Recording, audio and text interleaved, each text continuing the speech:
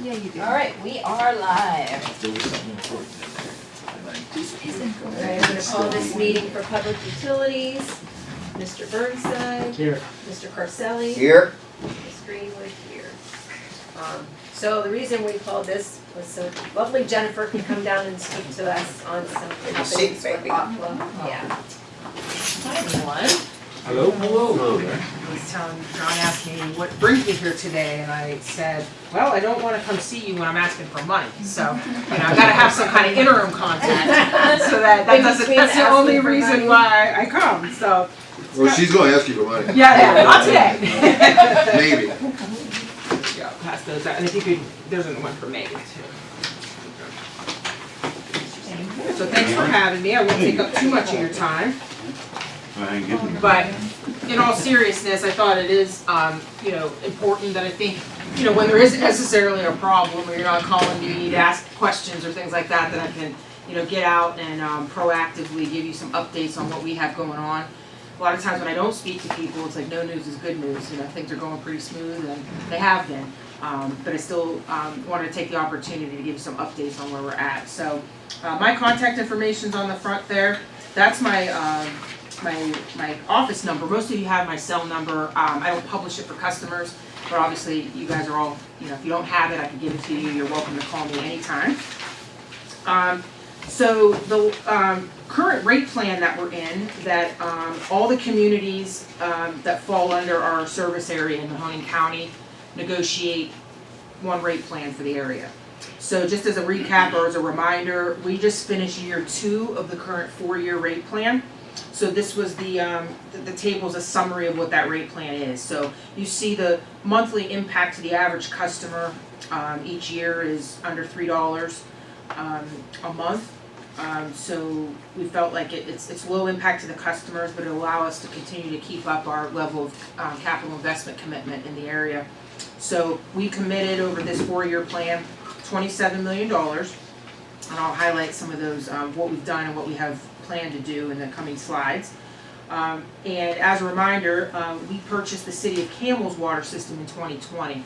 So we negotiated a separate rate plan with them to do the things that needed done there, kind of get their rates, a little closer to where we are here. Actually, they're higher because they hadn't had rate increases in a really long time. And so we kept them on their own rate plan, and they're on their own rate plan through 2024. I tried to get them to line up as much as possible. So I'll work with them on a 1-year extension agreement so that at the end of 25, they'll roll in, they'll be part of the negotiation, so everybody in this county under our service territory will be under the same rate plan. And it works out, not by accident, that they'll be real close. So we try to time it so that they're not seeing a big jump to get up to where we are. In fact, after 2024, the rates are almost identical. And I think their preference is that we do a small rate increase in 25, so that the worst they could do, people who don't understand, is in 2026, somebody gets a higher rate increase and somebody gets a lower rate increase. So the mayor's on board that we should probably keep them as close as possible, so it's an even. So will we have rates. a meeting with all the officials from the Yes. different areas Yes, again? correct. To negotiate? Correct. So in 25 sometime, usually I like to get it done, usually we start meeting around May, June of the year of the rate increases, or the rate plan is gonna expire. And so I ask for a representative, usually from each community. It's usually somebody from the utilities committee, but it can be anybody. Some communities it's administrators, like in Boardman.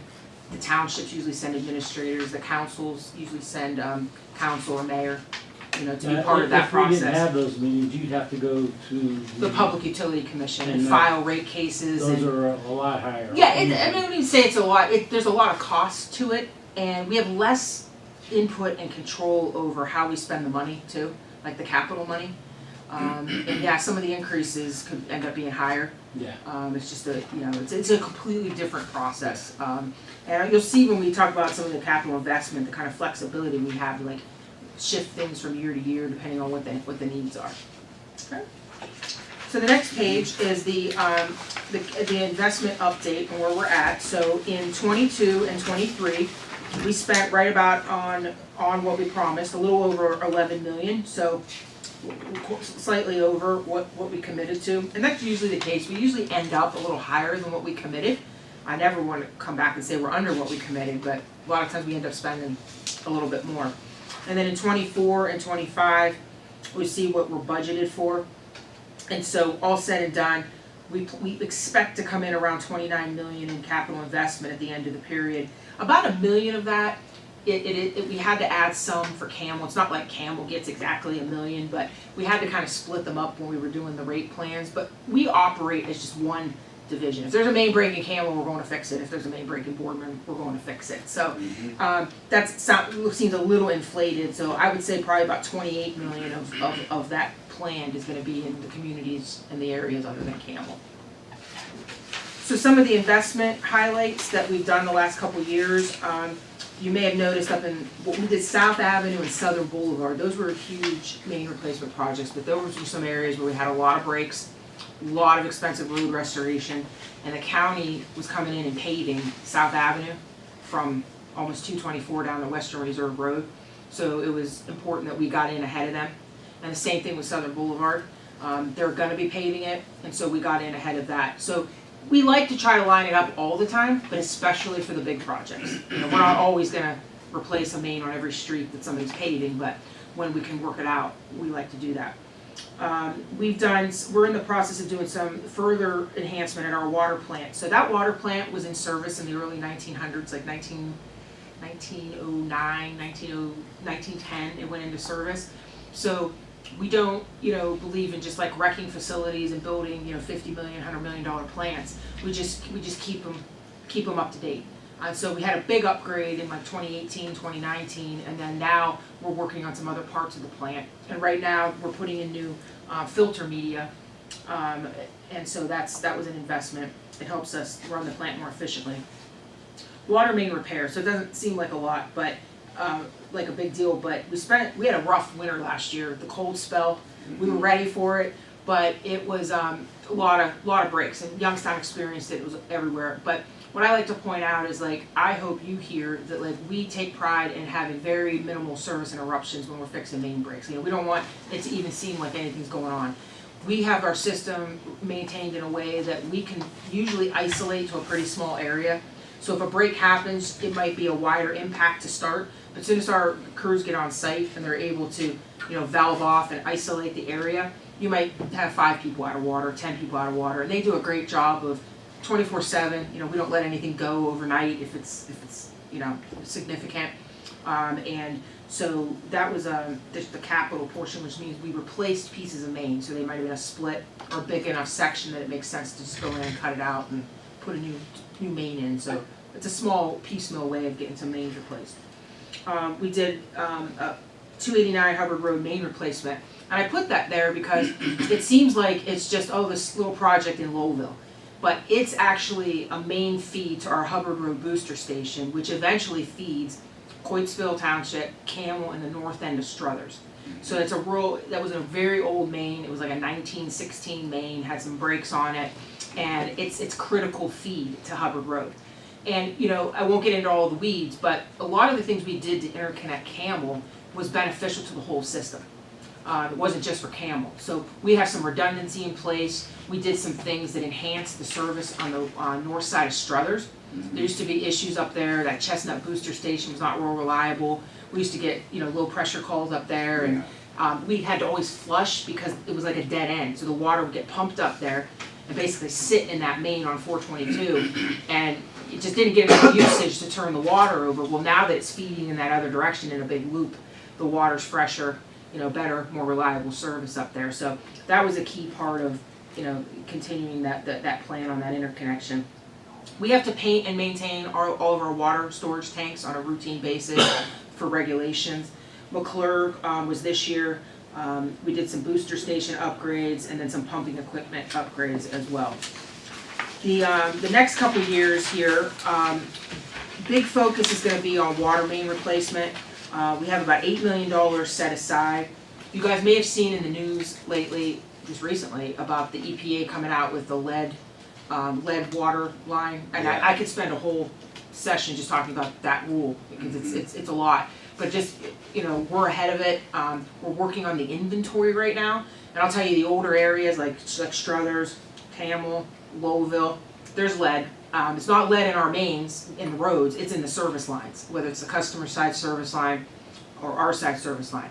Our protocol has been for several years now, if we see lead when we're working, we replace it.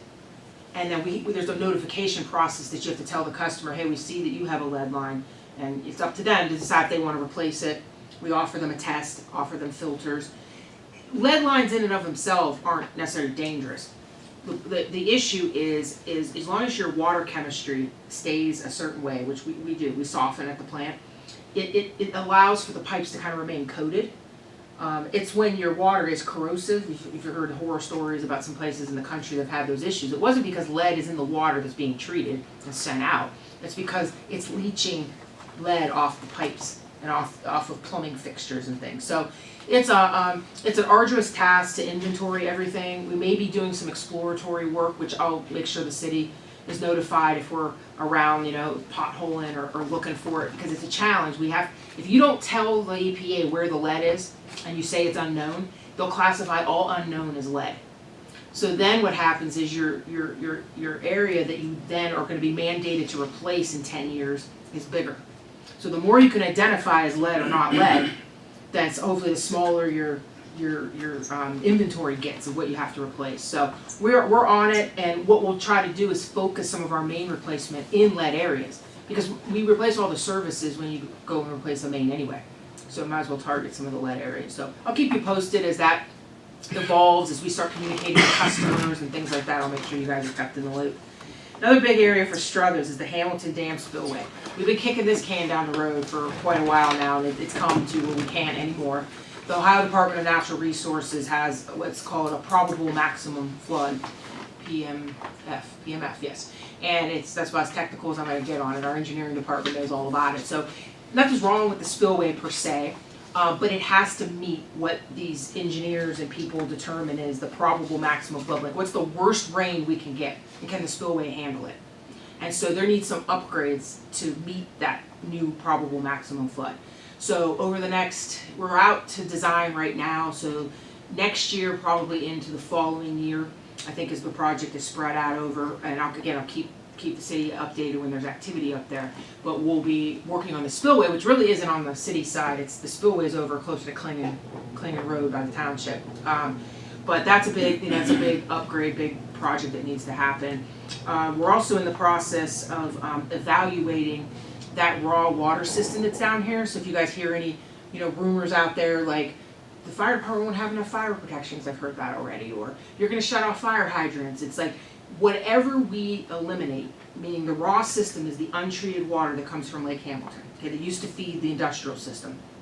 There's a couple people in the city that have their fire systems tied to that raw line, and a couple of them we're investigating right now how much Astro Shapes use that might be raw versus treated water. We have to replace whatever it comes off the raw line has to be supported by the treated water. And so that's the work we're doing right now, is to evaluate, what do we need to take care of, because the cost to maintain that raw system and the viaduct that comes out of Hamilton, for nobody to use it, it's not worth the money. But right now, and we know we have some main replacement that needs done coming down Park, down State Street, and down through the bridge. There's some bottlenecks in there with some small pipe. So before we decide what size pipe it's going to be and what we're going to replace, we're going to make sure that's all aligned with what needs to replace the raw system. So Is the untreated system, the raw system, far more prone to corrosion because that water isn't really treated as much? Likely, but it's not potable. So meaning like it cannot be consumed. Okay. Yeah, it cannot be consumed. So the raw system is only used for fire protection, right, and some processes. And again, we're still trying to figure out. I'm digging out records that are from sure, a long time ago to find out. And we're trying to work with Astro to see. I think like the ball fields, they might use raw for their sprinkling system down there. okay. But there are very few, and you can't use it for drinking water. I just didn't know if your maintenance on the raw system is much higher because it would be more corrosive, because the Yeah, I pH see what isn't you're the saying. same, so. Possibly, but it's Oh. old, and it's very old. Yeah. And nobody wants to have to, we don't wanna have to deal with if something happens to that viaduct coming out of, through Yellow Creek and Sure. everything in there. It's just, it used to provide raw water to Campbell's treatment plant. And they bought, a million gallons a day. But that, they don't use that anymore, so. Yep, I didn't mean to digress there, but thank you for that question. We replaced water meters on a 20-year replacement schedule. We're gonna be, the Tippecanoe booster station is gonna get an upgrade. And our next tank to be painted is the Woodward tank, so those are the ones right there off of, Matthews Road and, 170.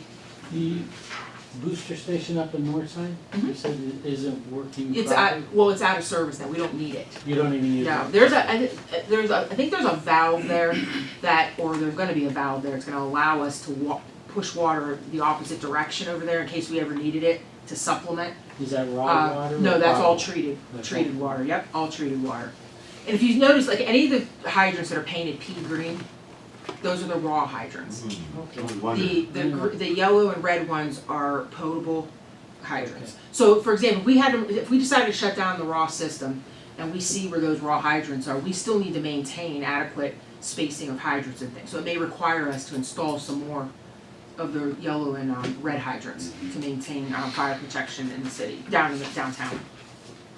The next slide, I just keep this handy, and I can even provide some copies to the offices down here. You may get calls from customers that are struggling to pay their bills. I think sometimes people are afraid to ask for help, or don't know where to turn. Sometimes and not just in Struthers, everywhere. Sometimes the amount of bills and the way they rack up, you scratch your head, you're just like, how can a water bill get that high? But sometimes people try to they'll get medical notices and say they have a medical condition so you can't shut off the water, well then the bill just keeps rising and rising and rising, for example. But we have two aid programs that people would have to call either the Salvation Army or you could call the local community action program, and they'll put them in a way to get assistance for a water bill. But it's a one-time type of assistance. We also offer payment arrangements, so if somebody does get in a situation where they need some help paying a bill, Aqua will internally do payment arrangements. A couple of these things on my worth noting, I've already noted. We were evaluating the future of the raw system, upcoming changes to the Lennon Copper rule. The third bullet point I thought is we've experienced a lot in the last, I'd say, year or two, is to be conscious of misinformation. Especially on social media. Two big examples. One, I was able to nip in the bud quickly. The East Palestine incident ran away like a freight train. And it was actually somebody in Struthers that was on Facebook Live videotaping their water and saying that it was contaminated because of the East Palestine spill. And I mean, it spread like wildfire. So we spent a lot of energy trying to downplay information that wasn't even true. So just, caution, you guys are always welcome to call me. You may get emails from me occasionally, you'll see. So I try to get ahead of things and let you guys know what's going on, so that if you are getting calls or you see something, you can kind of refute and say, no, that's not true. And recently, and I shut this down pretty quickly, but I did email everybody about it. The PFAS, which is a real thing, and there's a lot of talk in the national news about PFAS, and some water supplies have been contaminated by PFAS. Ours has not been. We test everything. Well, there was an ad. It was a lawyer out of Tennessee, and I think they placed these ads all over the country saying that but they said specifically, they got our name from the EPA, the Aqua Ohio Struthers water system. If you drink this water, call 1-800, whatever, because your water's contaminated, and they were trying to get them part of an class action lawsuit. You mean So to tell me that everything you read on social media, not all of it's it's credible? not always true. It's not always Can you credible? believe that? I know. don't know Can you about believe that, that? So it's just, but all it takes is a couple people to see it and share it, and then it's like pandemonium. Right. And I remember this was on a Friday afternoon, and it was in my best interest to try to nip that in the bud before the weekend, because I was like, I know what I'm going to be doing this weekend if that's not, if that doesn't get shut down. So, and then just a note, so proud of our employees. All of our, almost all of our employees. I mean, they all work here, they live here, they're customers of ours, their kids go to school with your kids. So they're very local and they're very passionate about their jobs. They've maintained an impeccable safety and compliance record. the picture down on the bottom right, it's hard to see, but we celebrated 3,000 days without a lost time accident at the treatment plant, and it's still going. You know, so sometimes it's, you know, and they're doing hard work, dangerous work, you know, especially our crews that are out in traffic and in somewhat dangerous situations. So we're really proud of that. I think it goes without saying, you know, we're a committed community partner. I bullet pointed some things here that we routinely support. You know, and we're willing to always consider things that are important to the community, important to your constituents, and it changes. I mean, you know, there were years ago we used to do things that we don't do anymore, and we do new things, you know, so we're always keeping in communication with the administrations and all the communities we serve to see what's important and what are your priorities, and we want to be there to help support it. And that's something that is the best part of my job, is that I have that local control. I don't have to ask somebody at our corporate office if we can support this, that, or the other thing. I make that budget, I spend the budget, and I get to decide and work with the communities on where those priorities are. So, you know, I always say we're not the big companies that are writing, you know, $20,000 checks and giving it to one cause. We're more grassroots, you know, smaller type of things so that we can spread it all around and not have to say no. Whether it's schools, sports organizations, you see here, and we do try to spread it around. Most recently on the bottom right, as part of the Struthers Rotary project, which I'm a member of Struthers Rotary, we helped fill the high school pantry at Struthers High School. And my employees, I told them, if you bring stuff in, I'll look and see what you guys bring in, and then I'll make a company donation to kind of match what you guys, you know, bring in. And Don Mudo is in the center of that picture down there, and he came with us to go deliver it, and it was really cool because he graduated from Struthers not that long ago, and he was seeing people he knew and everything. I said, yeah, you've really come full circle, and he felt really good that like he was now in a position to, you know, kind of give back to where he came from. And so involving the employees and getting them to let me know what's important to them is important too. So that's some of those things, and then I kind of talked fast through that, but I know you got other things on your agenda. So, you know, as always, we appreciate your partnership, and I'm grateful for the working relationships we all have. And any questions right now? I just want to thank you for your support and commitment to the city of Struthers. It's Right. always been, Absolutely. whenever we needed it, you always came through. Yeah, well, thank you. So thank you very much. Yeah, you're welcome. You're welcome. And anytime things come up, call me, email me, come visit me. All right, thank you for your time and for letting me on the agenda. Take care. Thanks. Thanks, Jen. Okay. Have them happy holidays, everybody. You Nice too. to see You too. you. Bye. Yeah. Okay, so anybody else have anything else for this project? Good meeting, Lori. Good meeting, Lauren. You did a great job. Yeah, you did. Thanks. Very entertaining meeting. Need to adjourn it, but yeah, okay. Meeting adjourned? Yes. Meeting adjourned, Yes. Motion. Second. okay, meeting adjourned. Okay, let's call this finance and legislation meeting to order. Mr. Bayes. Here. Mr. Ballack. Here. Mr. Bigley is here. We have one piece tonight, and it is an ordinance granting and establishing the salary for the position of clerk of council effective January 21st, 2024, defining her duties, providing for her compensation, working schedule, and repealing ordinance number 22-020 and any ordinance inconsistent herewith and declaring an emergency. Motion to bring it out. I'll make a motion. Second. I'll second that. That is all for legislation. Anybody have anything for this committee? Bob, you got anything? I will be probably working on legislation to sell one of our vehicles to Poland Township. Okay. It's a 1989 truck that the fire department no longer uses. They've come to us and requested that they have a purpose for this truck. It's 1989. I had a little trouble finding the title, but I contacted the BMV and I think the title's coming. But once I Yeah, get that all straightened out, They'll get you the title. yeah. Cost me $6. Yes. But that's just to get the information. We can of give the it to you title through number. contingent. We got contingent. But anyhow, Yeah. once I get all the legislation and title in place, I'm gonna come to you with an ordinance or a resolution to allow Okay. that purchase to go. And then after the beginning of the year, I'm probably gonna bring some legislation to you to participate in online bidding. For an auction. For our equipment.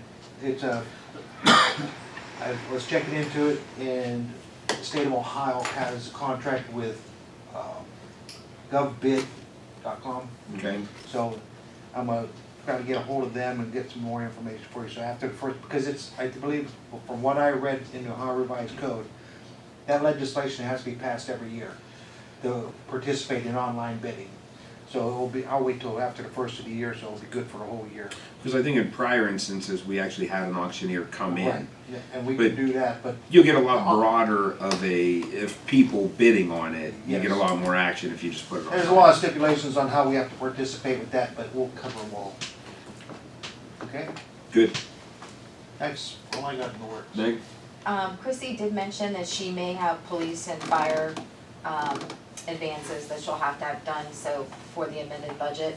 Okay, So she'll either try to have them ready for this meeting or possibly next committee meeting.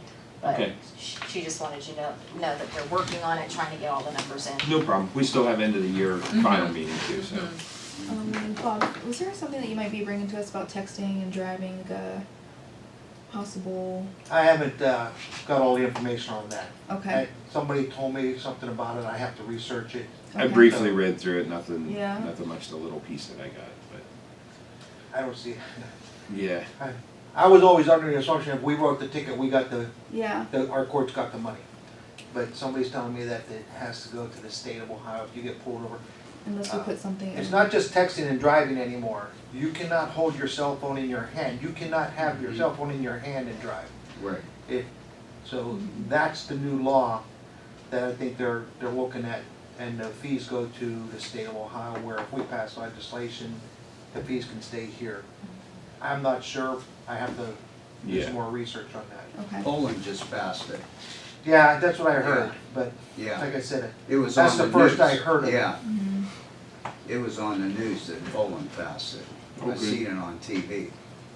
That's what Yeah. they need, a new reason to pull us over. Yeah, well, they took away, they gave us one win with front license plates. Yeah. For a lot of years, everybody got pulled over for not having a front license plate. Now they can't do that anymore, so if they're gonna pull me over, they can at least give us back the money. they need one. Anybody else, anything for this committee? John? Just here to look handsome? Doing Struggle good. with that. Doing good. I was down at the gas station and some guy said, you look suave today in your suit. And I told him, I said, you can put lipstick on a pig, but you know. Okay, if nobody got nothing else, call for adjournment. Motion. Second? Second. Meeting adjourned. Okay.